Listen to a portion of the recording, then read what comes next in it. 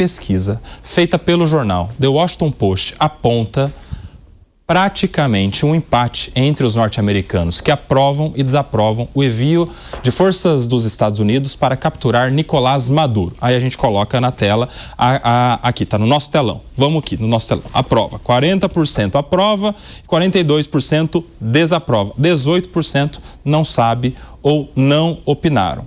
Outro dado em destaque do levantamento é que 63% dos americanos dizem que a operação deveria ter exigido a aprovação do Congresso, enquanto 37% afirma que foi adequado, sem a necessária aprovação do Congresso. Quero chamar o Fabrício Naitz, que já está conosco aqui nos nossos estúdios, para fazer um comentário a respeito disso, Fabrício. As opiniões internas dos americanos em relação à ação americana de Donald Trump. Existe, Koba, uma situação que é a seguinte.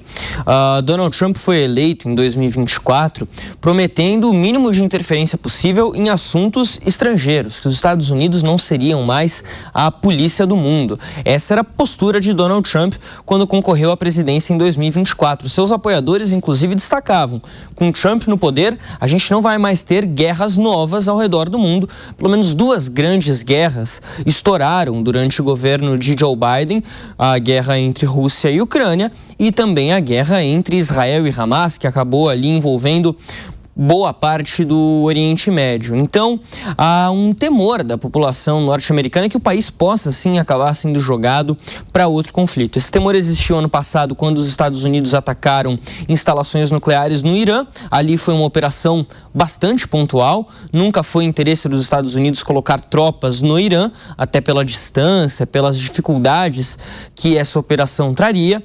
Mas ataques aéreos foram feitos e isso gerou uma certa preocupação de algum possível ou contra-ataque direto iraniano, que esse é um pouco mais improvável, mas principalmente de ações terroristas dentro do território americano. Está aí o 11 de setembro como prova do que pode acontecer nos Estados Unidos. Agora, nesse caso específico, Donald Trump, quando falou de Venezuela, falou abertamente em entrada terrestre no país, colocar tropas no país. Essa possibilidade não foi descartada por Pete Hegseth, que é o secretário de Defesa norte-americano, não foi descartada por Donald Trump, que falou numa possível segunda onda de ataques, que seria ainda mais forte do que a primeira, que foi a de sábado agora. Então gera toda essa preocupação, porque a população norte-americana tem na sua memória as operações, por exemplo, no Afeganistão, que acabou durando 2 décadas, a operação no Iraque, que durou 9 anos, a guerra do Vietnã, que durou bastante tempo também, e os Estados Unidos saíram derrotados, mesmo lutando contra uma força bastante inferior no sentido técnico, nos equipamentos que tinham à disposição. E quem é que morre numa guerra? São os soldados, os filhos da população comum norte-americana, dos civis norte-americanos, que nem sempre desejam esse conflito. 2026 é ano de eleição nos Estados Unidos, eleição de meio de mandato, legislativas. Os republicanos detêm hoje o controle do Congresso, tanto da Câmara quanto do Senado. Mas as pesquisas indicam resultados muito apertados e o histórico de eleições em 2025, eleições municipais, eleições suplementares para cargos no Congresso, foram mais favoráveis aos democratas. Então, Donald Trump sabe que uma operação, uma convocação de guerra pelo Congresso seria uma péssima ideia nesse momento, possivelmente até mesmo com deputados republicanos votando contra. Qual foi a justificativa, Koba, do secretário Marco Rubio para não levar ao Congresso um pedido de aprovação de entrada na Venezuela? 2 questões aqui que ele trouxe. Primeiro, eles falaram que não pediram aprovação para evitar vazamentos da operação, para conseguir manter o elemento de surpresa ao entrar na Venezuela. Esse foi o primeiro ponto. O segundo ponto é um ponto muito mais da questão legal, da questão jurídica da coisa. Eles disseram que não se tratava de uma guerra, e sim da execução de um mandado de prisão, e aí isso não precisaria necessariamente, não requeriria uma aprovação do Congresso. Isso pode dar um pouco de pano para manga para essa operação dos Estados Unidos na Venezuela, embora certamente não vá afetar na prisão de Nicolás Maduro. Mas o que é interessante é isso: a população americana em geral, não é favorável a uma nova guerra, a possibilidade de uma nova guerra. Isso assusta muito os americanos. Fabrício, você continua com a gente daqui a pouco com outras informações, inclusive. Por aqui, deixa eu entender como é que o Donald Trump deve receber esse tipo de resultado de pesquisa, hein, Gani? Olha só, sabe o que é bastante curioso? Como o Fabrício trouxe aqui, o Donald Trump foi eleito com um discurso muito forte anti-guerras. Essa era uma das principais plataformas do MAGA. Logo quando ele assumiu, ele já se meteu em conflito no Oriente Médio, no Irã. Semana passada ele bombardeou a Nigéria, agora capturou Nicolás Maduro, falou em anexar a Groenlândia. Imagina o dinamarquês lá tranquilo, de repente falou, opa, Groenlândia, né? E o Panamá. Então, todas essas ações não combinam com o discurso de campanha. E é claro que a base dele está desembarcando. Uma boa parte da base do MAGA já desembarcou e falou, opa, peraí, eu não votei nesse tipo de ação, para esse tipo de ação. Tanto é que isso se reflete na pesquisa. É claro que o Donald Trump não deve receber bem esse tipo de pesquisa, esse tipo de informação. Por quê, Koba? Porque no meio do ano vai ter as midterms. E aí corre um risco dele perder as midterms. Significa o quê? Uma maioria democrata, seja ela no Senado ou na Câmara dos Deputados. Se isso acontecer, o Trump perde governabilidade. Ele vai passar 2 anos defendendo o seu mandato.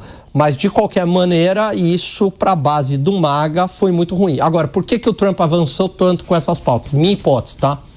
A indústria pró-guerra nos Estados Unidos, né? Os interesses pró-guerra, que basicamente são os interesses do Deep State norte-americano. CIA, FBI, USAID, indústria de armas, dos neocons, né, que são aquelas alas do Partido Republicano, Lindsey Graham, lá, o senador que está há muitos anos lá nos Estados Unidos. Essa turma é pró-guerra, seja por razões ideológicas, que acredito que os Estados Unidos devam ser a polícia do mundo, sejam por razões econômicas, como o petróleo. E a pressão dessa turma muito poderosa é muito forte. Nenhum presidente norte-americano consegue sair dessa armadilha, dessa pressão. Muitos se elegem com discurso anti-guerra, na prática se envolvem em várias guerras. Foi assim com Clinton, foi assim com Bush, foi assim com Obama, foi assim com o próprio Donald Trump. Senhor Fábio Piperno, você acredita que o fato do Trump não poder, segundo as normas atuais constitucionais americanas, disputar uma próxima eleição presidencial, faz com que ele tome as suas decisões mais descolado da aprovação pública, de uma aprovação popular e até correligionária ali no parlamento? Não, eu acho que ele é alguém, É do perfil. Ele tem um DNA ditatorial. Agora, veja, ele tem sim contra si uma limitação constitucional em relação à qual não me convenci ainda de que ele não vai tentar afrontar. Ele, em alguns momentos, ele emite alguns sinais controversos em relação a isso. Houve até um momento que ele chegou a ventilar a possibilidade de, quem sabe, tentar disputar, sabendo que não pode. Mas, vejam só, isso que o Fabrício falou é muito importante, porque hoje Donald Trump, ele governa sob uma situação muito incomum nos Estados Unidos. Ele tem maioria na Câmara, no Senado e na Suprema Corte. Na Suprema Corte ele tem uma maioria de 6-3.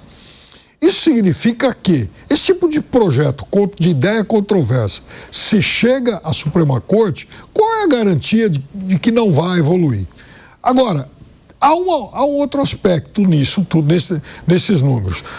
Há um empate técnico, claramente, 42 contra, 40 a favor e tal, mas, veja, quando há uma situação de guerra, geralmente o impacto de início é favorável, né? O país que toma lá alguma atitude mais drástica e tal, e a partir de um certo tempo a opinião pública às vezes começa a mudar, se cansar, custa caro. Então eu acho que começar em empate técnico é algo ruim para ele. Segundo, ele espertamente, também sobre o que o Fabrício mencionou, usa uma outra possibilidade permitida pela Constituição americana, pelo ordenamento jurídico americano, que é o seguinte: o país ele não pode invadir o outro sem pedir autorização lá para o Congresso, mas, em compensação, pode tomar ações contra grupos terroristas. E a ação contra Maduro, no caso lá de narcotráfico e tal, né, é enquadrado nisso. Ou seja, aos olhares da administração Trump, esse tipo de grupo, o narcoterrorismo estaria sob esse guarda-chuva, portanto, dando amparo legal para que ações como essa fossem executadas. O que também merece uma reflexão nossa aqui, porque até outro dia tinha gente no Congresso querendo transformar, por exemplo, esses grupos como PCC, Comando Vermelho e tal, em grupos terroristas. Já pensou se isso acontece? Abriria-se margem também para esse tipo de ação aqui, inclusive. Olha só, o Fabrício Nois segue conosco aqui, agora quando são 17 horas e 27 minutos, rápido intervalo para você que está na rádio. Fabrício Nois segue com a gente porque muito se falou sobre a ação americana, não é isso, Fabrício? Detalha pra gente. Tem mais uma pesquisa que saiu, que foi feita pela Reuters Ipsos. Saiu hoje, inclusive, essa pesquisa, agora há pouquinho, tá fresquinha, Koba. Ações militares dos Estados Unidos para capturar Nicolás Maduro. Você aprova ou é contra? Essa pesquisa foi feita dividida a resposta em vários grupos. Vamos começar pelo geral. 33% dos americanos dizem ser a favor das ações militares. 33% não sabem ou não quiseram responder. 34% são contrários a essa ação.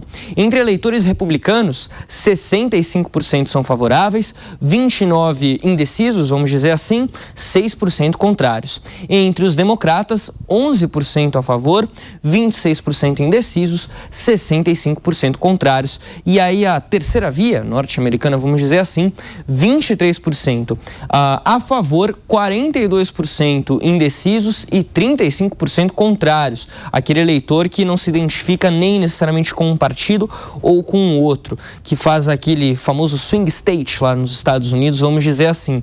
Ou seja, uma população bastante dividida, mas quando a gente olha para essa terceira via, os resultados são mais desfavoráveis a Donald Trump. Aqui, quando a gente fala de republicanos e democratas, já é uma coisa esperada, né?